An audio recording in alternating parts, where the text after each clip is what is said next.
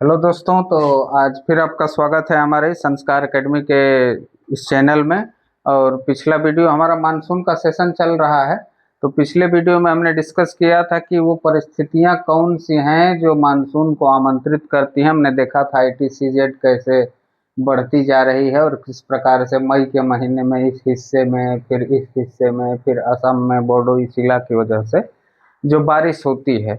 लेकिन अब हम देखने जा रहे हैं कि जून में जब ITCZ यहाँ पे आ जाएगा। पिछले वीडियो में हमने डिस्कस किया था कर्क रेखा पर जब सूर्य लंबवत होता है वहां जब जून में जब मानसून आता है उसके बाद किस तरीके से वो पूरे भारत में फैलता है। तो यहाँ देख रहे होंगे भारत का मैप बना हुआ है। जब मानसून आता है तो यहाँ से ये विषुवत रेखा को पार करने के बाद फेरल के नियम में इस दिशा में मुड़ने की कोशिश करता है।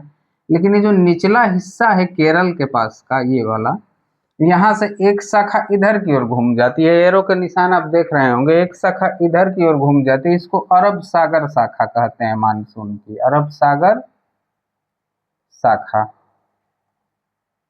और दूसरा हिस्सा जो इधर की ओर चला जाता है इसको बंगाल की खाड़ी शाखा कहते हैं, बंगाल की खाड़ी खाड़ी शाखा। मानसून के यहाँ से दो शाखाएं हो जाती हैं, एक इधर की ओर जाती है और एक इधर की ओर जाती है। और दोनों का अपना अपना मैकेनिज्म है, दोनों किस प्रकार से आगे जाती हैं, कैसे बारिश कराती हैं। तो आज हम लोग इस वाले को डिस्कस कर रहे हैं, अरब सागर शाखा के बारे में। फिर ये चीज ध्यान रखिएगा, ये अराकानियोमा है जो इंडिया और म्यांमार का बॉर्डर बनाता है। और इसके बगल में आपकी मिजो पहाड़ियाँ, नागा पहाड़ियाँ, पटकाई बूम, अनेक ऐसी पहाड़ियाँ हैं इसके अंदर होती हैं, हिमालय की होती हैं। ये स्ट्रक्चर ध्यान दीजिएगा, ये वाला यहाँ से ऐसे फिर ऐसे पूरा घुमा हुआ है, फिर यहाँ पर हिमालय है। आगे चलकर ये अफगानिस्तान और पाकिस्तान की तरफ बढ़ेंगे तो सुलेमान और किरथर रेंज है। मतलब आपको दिख रहा होगा कि पहाड़ों की एक श्रृंखला है जो ऊपर से बिल्कुल इसको इस तरीके से घेरे हुए है। और यहाँ पर देखिएगा ये पश्चिमी घाट पर्वत है, यहाँ पे पूर्वी घाट है। तो अरब सागर शाखा जब यहाँ पे हिट करती है 1 जून को, केरला में 1 जून को जो नॉर्मल टाइम है मानसून का, 1 जून डिले होता है वो अलग चीज है, उसके रीजन अलग हैं। जब यहाँ पे हिट करती है तो मानसून हिंद महासागर से आती है, पर्याप्त नमी लेकर आती हैं। मानसूनी हवाओं में पर्याप्त नमी होती है। 1 जून को जो मानसून की अरब सागर शाखा यहाँ पर हिट करती है, यहीं पर मानसून ब्रस्ट जैसी एक घटना होती है, नाम सुनोगे मानसून ब्रस्ट।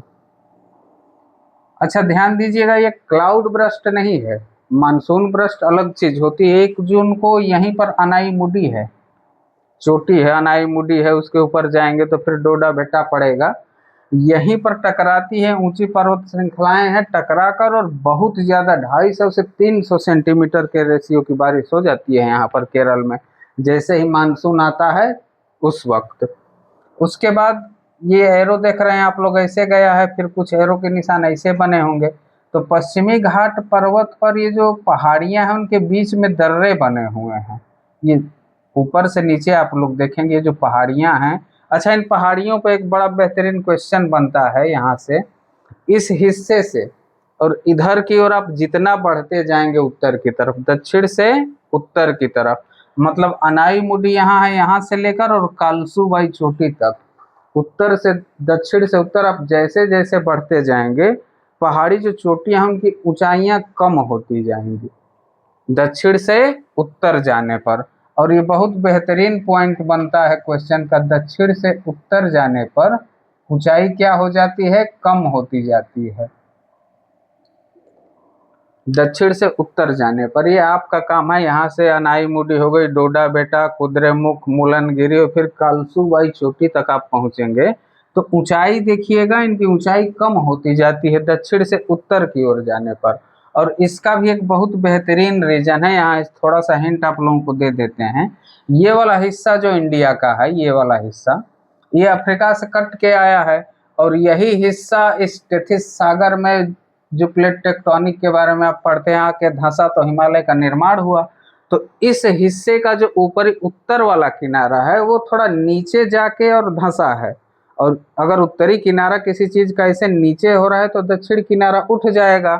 और वही उठने की वजह से ये हिस्सा थोड़ा उठ गया है, ये हिस्सा थोड़ा धंस गया उत्तर दक्षिण की तरह, इसलिए यहाँ से ऊंचाई ज्यादा है, धीरे धीरे जाने पर कम होती जाती है। यहाँ पे क्वेश्चन आपके बनते हैं बेहतरीन, खास तौर से वनडे एग्जाम में 1 नंबर में बन जाता है, या फिर यूपीएससी तो इस पे पूरा एक कॉन्सेप्ट पे क्वेश्चन लंबा सा दे सकता है। यहाँ से देख रहे हैं तो मानसून की जो पहली शाखा आती है वो यहाँ पे बारिश करती है, मानसून ब्रस्ट केरल में जो होता है। उसके बाद दूसरी एक शाखा आती है, वो इन दर्रों के बीच से होकर निकलती है। इन दर्रों के बीच में गैप बना है, पहाड़ियों के बीच में दर्रे बने हैं, पाल घाट, भोर घाट, थाल घाट, चलते जाएंगे तमाम दर्रे हैं। इन दर्रों से होकर ये हवाएं निकलती हैं। और ये चीज ध्यान रखिएगा, ये वाला हिस्सा ज्यादातर बारिश अरब सागर से इस घाट पे होती है, इस हिस्से में होती है। ये वाला हिस्सा वृष्टि छाया प्रदेश है, वृष्टि छाया प्रदेश, मतलब यहाँ बारिश कम होती है। पश्चिमी घाट का पूर्वी हिस्सा क्या है? वृष्टि छाया प्रदेश है, याद रखिएगा, बहुत इंपॉर्टेंट चीज है। पश्चिमी घाट का पूर्वी हिस्सा वृष्टि छाया प्रदेश। अच्छा, एक और वृष्टि छाया प्रदेश है, इस पर भी आएंगे हम लोग, अरावली, अरावली का ये वाला हिस्सा। लेकिन जैसे जैसे फिर यहाँ से निकलकर बारिश होती है, और मानसून ऐसा तो है नहीं कि एक ही बार में आ रहा है, कई इसके वो आते हैं, वेव्स आती हैं। एक यहाँ पे मानसून ब्रस्ट कर देती है, फिर दूसरा आता है इस दर्रों से होकर निकलती है, ज़्यादातर बारिश इधर ही करा लेती है। इसकी एक और शाखा आती है, और वो शाखा ऐसे चलती है, यहाँ पे तापी नदी की घाटी, ये तापी नदी की घाटी है, या नर्मदा नदी की एक शाखा इसमें घुस जाती है, और दूसरी नर्मदा नदी में घुस जाती है, यही अरबियन सागर वाली। और जो नर्मदा नदी में घुसती है, यहाँ ध्यान दीजिएगा, विंध्य पर्वत पे अमरकंटक की चोटी है, अमरकंटक, यहाँ जाके बारिश कराती है यहाँ। और इस पे थोड़ा ध्यान दीजिएगा, ये जो अमरकंटक पे बारिश होती है इस शाखा के द्वारा, नर्मदा नदी की घाटी से जो हवाएं, मानसूनी हवाएं जाती हैं, यहीं पे अगर ऊपर जाके देखेंगे तो उत्तर प्रदेश का सोनभद्र और मिर्जापुर का इलाका पड़ता है। और यही कारण है कि सारी बारिश इनकी वजह से इधर ही हो जाती है। मिर्जापुर जो 6 सूखाग्रस्त जिले हैं भारत के, उनमें एक मिर्जापुर का भी नाम आता है, तो रीजन उसका यही है। मिर्जापुर के सूखाग्रस्त जिलों की श्रेणी में शामिल होने का रीजन यही है कि ये वाली शाखा तो यहीं पे बारिश करा देती है, कुछ बारिश हो जाती है, लेकिन वो बे ऑफ बंगाल की जो शाखा आती उसकी वजह से होती है। यहाँ तक तो क्लियर हो गया होगा कि अरब सागर की शाखा कैसे इस इलाके को चपेट में ले रही है अपने। फिर एक शाखा घुसती है यहाँ तापी नदी की घाटी में, और ये यहाँ जाके देखेंगे तो महादेव केग बोलते हैं, महादेव की गुफाएं बोलते हैं, धूपगढ़ की चोटी गाविलगढ़ पहाड़ियों के बीच से होकर जाती है। मैप में ये सब चीजें देखिएगा थोड़ा ध्यान से। यहाँ पे बारिश कराती है, बैतुल का पठार यहीं पे है, यहाँ होती है। उसके बाद हम इस हिस्से में आ जाते हैं, विंध्य पर्वत और गुजरात के इलाके में। यहाँ देख रहे होंगे गुजरात में जो पहाड़ियां हैं वो पूरब से पश्चिम की ओर हैं, पूरब से पश्चिम की ओर हैं, लेकिन थोड़ा सा धंसी हुई हैं। ये उत्तर दक्षिण भी हो सकती थी, लेकिन पूरब और पश्चिमी है। इसके पीछे सबसे बड़ा कारण ये है कि ये विंध्य पर्वत की ही बढ़ी हुई श्रृंखलाएं हैं, याद रखिएगा।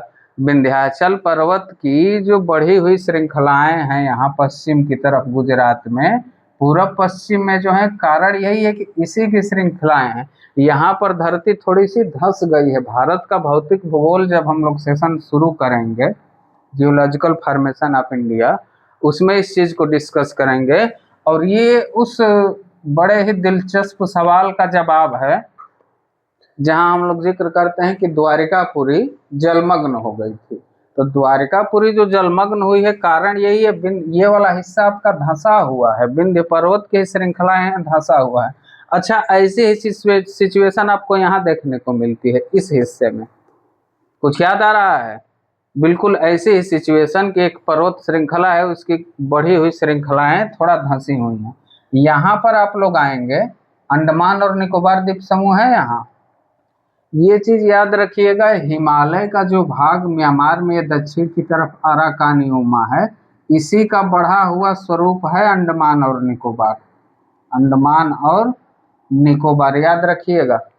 हिमालय का जो ये हिस्सा घुमा है जिसको यहाँ अराकान योमा कहते हैं, इस हिस्से को, यही बढ़ा हुआ भाग है जो जलमग्न है बे ऑफ बंगाल में, अंडमान और निकोबार। चलिए खैर यहाँ तो हो गया। अब यहाँ से देखते हैं, यही शाखा अरब सागर की शाखा ही यहाँ से प्रवेश करती है, तीर का निशान देख रहे हैं, यहाँ से प्रवेश करती है, लेकिन बीच में ये इनके समानांतर पड़ता है अरावली।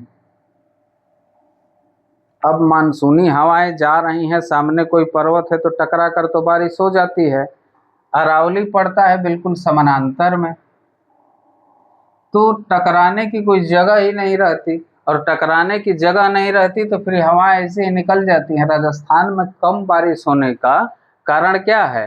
अरावली का मानसूनी हवाओं के बिल्कुल समानांतर में खड़े होना। अच्छा, यहाँ से एक सवाल बनता है कि अरावली मानसूनी हवाओं के समानांतर खड़ा है, ये मानसूनी हवाएं अरावली के समानांतर बहती हैं?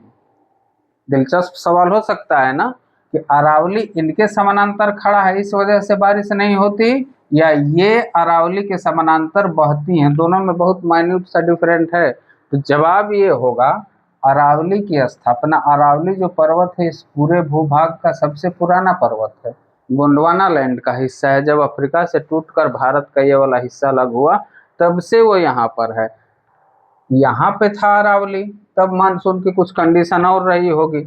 अब जब यहाँ आ गई, मतलब अरावली पहले से खड़ा है ना, अरावली पहले से खड़ा है, मानसूनी हवाएं तो ये जब रीजन फॉर्मेशन हुआ तब यहाँ बहनी शुरू हुई, पहले किसी और तरीके से बहती होंगी। तो वजह यही है कि यहाँ पर बारिश, राजस्थान में कम बारिश का कारण अरावली का बिल्कुल इनके समानांतर होना है। अच्छा, ये वाली चीज जो आप लोग देख रहे हैं, गुजरात की पहाड़ियां, यहाँ पर टकरा कर ये जूनागढ़ की पहाड़ियां हैं, इसके दक्षिण में तो बारिश खूब होती है।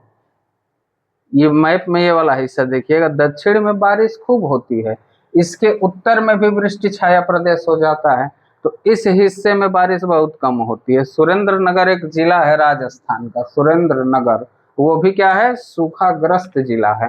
तो कारण आपको समझ में आ रहा होगा, मिर्जापुर और यहाँ पे सुरेंद्र नगर का, सुरेंद्र नगर यहाँ पे है, कारण समझ में आ रहा होगा कि आखिर क्यों बारिश यहाँ पर कम होती है। ये चीज क्लियर हो गई। उसके बाद होता क्या है, अच्छा ये चीज देख रहे हैं, यहाँ से बंगाल की खाड़ी की शाखा जो आकर मिल रही है, ये इंतजार बिंदु है इनका, इसको याद रखिए। ये जहां जहां मिलते हैं वहां वहां क्लाउड ब्रस्ट होता है, बादल का फटना। हमको लगता है कि बादल का फटना सिर्फ यही हिमाचल और उत्तराखंड के इलाके में होता है, यहाँ भी होता है। अगर हिस्ट्री निकाल कर देखेंगे तो आजकल इस हिस्से में भी जहां भी दो हवाएं टकरा रही हैं, मानसूनी हवाएं, वहां पर क्या हो रहा है, बादल का फटना। अब ये वाला हिस्सा निकल जाती है, कुछ बारिश यहाँ राजस्थान में हो जाती है, ऐसा नहीं कि एकदम बारिश नहीं होती, और उस बारिश का कारण यहाँ पर एक इंदिरा कैनाल है, वहां से ये नमी सूखती है, थोड़ा सा सर्जन होता है, वाष्पीकरण होता है इंदिरा कैनाल के थ्रू, और वहां से कुछ बारिश राजस्थान में भी करा लेती हैं। और ये जो पूरा स्ट्रक्चर देख रहे हैं यहाँ, ये जिम्मेदार है इन मानसूनी हवाओं को बारिश कराने के लिए, इसी में पूरा फंस जाती हैं। आगे जब हम लोग बे ऑफ बंगाल वाला पढ़ेंगे तो देखेंगे कैसे ये एरो का निशान है ना, कैसे इसी में फंस के यहीं पे एक मौसम राम है, भरपूर वर्षा करा रही हैं इस इलाके में, क्योंकि निकलने का जगह नहीं होता, फिर यही ऐसे घूम कर आती हैं। और यहाँ पर देखिए एक एरो यहाँ जा रहा है, यहाँ मिल रही है, हिमाचल और उत्तराखंड के इलाके में यहाँ भी बहुत ज्यादा बादल फटने की घटना होती है। तो बादल फटने की घटना वहीं होगी जहाँ दो मानसूनी हवाएं एक दूसरे से मिलेंगी। और बे ऑफ बंगाल की अब चर्चा हम लोग बाद में करेंगे, ये सब चीजें आप थोड़ा ध्यान दीजिएगा कि कैसे मानसून आता है, इन दर्रों को याद करिएगा। एक चीज हमने सीखी कि दक्षिण से उत्तर जाने पर जो चोटियां हनाई मुडी से और कालसूबाई तक ऊंचाई घटती जा रही है, उसका कारण, अच्छा ये जो दर्रे बने हैं, थाल घाट, पाल घाट, भोर घाट, ये बने कैसे, ये भी एक सवाल हो सकता है ना, ये दर्रे बने कैसे। तो पहले क्या था, ये स्लोप पश्चिम की तरफ था, लेकिन जब ये टकराया, जैसे ही उत्तर और दक्षिण के तरीके से ऐसे उठा, दक्षिण वाला हिस्सा उठा, उत्तर वाला थोड़ा धंसा, तो ये पूरब की तरफ भी थोड़ा सा झुक गया। अब ये नदियां सब पूर्व की ओर बहती हैं। यहाँ पर याद रखे बस यही दो नदी हैं जो इधर आके गिरती हैं, नर्मदा और तापी। बाकी सभी नदियां बंगाल की खाड़ी में गिरती हैं। ये खड़ा कगार है। तो इन दर्रों का फॉर्मेशन का जो रीजन था वो यही था कि इसमें से पहले बहुत सारी नदियां बहती थी। फिर ये अमरकंटक से आकर मिर्जापुर का हमने देख लिया। यहाँ पर धूपगढ़ की चोटी यहाँ कैसे होती है, ये सुरेंद्र नगर कैसे सूखाग्रस्त जिला है। और जहाँ भी सूखाग्रस्त जिला होगा वहाँ वृष्टि छाया प्रदेश होंगे। यहाँ के तो वृष्टि छाया प्रदेश में वेस्टर्न घाट का जो वृष्टि छाया प्रदेश है फिर भी बारिश हो जाती है, क्योंकि यहाँ जगह बना है बारिश करने के लिए, दर्रे हैं। यहाँ पे बहुत कम होती है, इसकी अपेक्षा ये थोड़ा बारिश ज़्यादा हो जाती है वेस्टर्न घाट के हिसाब से। तो मानसून की अरब सागर शाखा में मेरे ख्याल से आज इतना। फिर हम लोग बंगाल की खाड़ी शाखा को थोड़ा सा डिस्कस करेंगे, उसके बाद मानसून गैप डिस्कस करेंगे, धीरे धीरे खत्म हो जाएगा। आप लोग मैप में ये चीज़ देखते रहिएगा। आज के लिए इतना ही, ठीक है।